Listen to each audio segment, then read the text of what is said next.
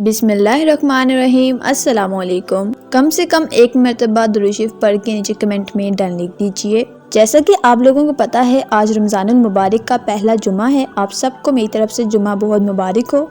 तो आज हम करेंगे रमज़ान के पहले जुमे की इज्तिमाई दुआ। तो इसलिए आप लोगों ने गौर से ये दुआ सुननी है और दिल ही दिल में आमीन कहना है। आऊज़ु बिल्लाहि मिनश शैतानिर रजीम।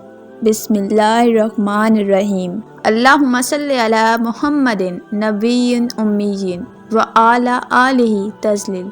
ए अल्लाह इस रहमत के महीने के सदके हमारे गुनाहों को माफ़ फरमा। ए अल्लाह हम गुनाहगार हैं, खताकार हैं, फिर भी तुझसे रहमत के तलबगार हैं। ए अल्लाह तू तो सब कुछ जानता है मेरे मालिक। ए मेरे पाक परवरदिगार हम सब की तमाम परेशानियों को, तमाम मुश्किलात को दूर फरमा। ए मेरे पाक परवरदिगार हम सब की टेंशनों या जो भी मसाइल हैं उन सब मसाइल को ख़त्म कर दे मेरे मालिक। ए मेरे मौला हमें सीधा रास्ता दिखा मेरे मालिक। हम सीधे रास्ते पे चलना चाहते हैं मेरे मौला। हमारी नीयतें भी साफ़ है मेरे मालिक। बस हम पर एक रहमत की अपनी नज़र कर दे मेरे मौला। ए अल्लाह हमें कभी तन्हा मत छोड़ना मेरे मौला। ए मेरे मौला तू तो बड़ा गफूर रहीम है मेरे मालिक। जो लोग बीमार हैं किसी भी बीमारी को लेकर उन तमाम लोगों की बीमारियों को ख़त्म कर दे मेरे मालिक। उनको शिफा अता फरमा। ए अल्लाह अगर हम तुझसे नहीं मांगेंगे तो और किससे मांगेंगे मेरे मालिक। एक तू ही तो है जो हमारे दिल के हाल जानता है। एक तू ही तो है जिसके आगे हम सब कुछ कह सकते हैं, रो रो कर कह सकते हैं मेरे मौला।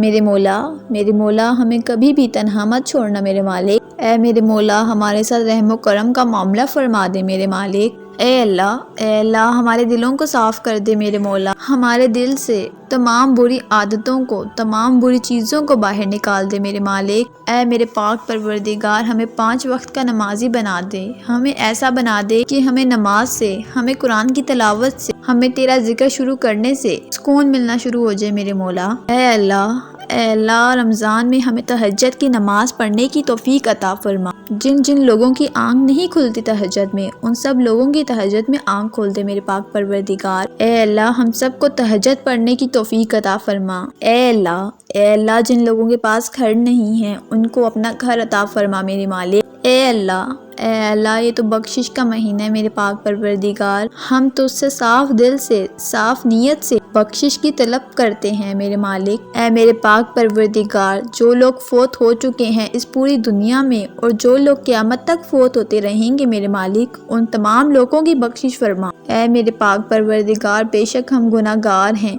पर हैं तेरे बंदे मेरे मालिक। हम तेरी ही इबादत करते हैं और तुझी से दुआ मांगते हैं और तूने जो भी दिया हम उसका शुक्र अदा करते हैं मेरे मौला। ए अल्लाह जो हमारे दुश्मन हैं उनकी साजिशें, उनकी प्लानिंग सब नाकाम बना दे मेरे मौला। ए अल्लाह हमें मदीना मुनव्वरा की और खाना काबा की ज़ियारत नसीब फरमा मेरे मौला। हमें अपने घर पर बुला मेरे पाक परवरदिगार।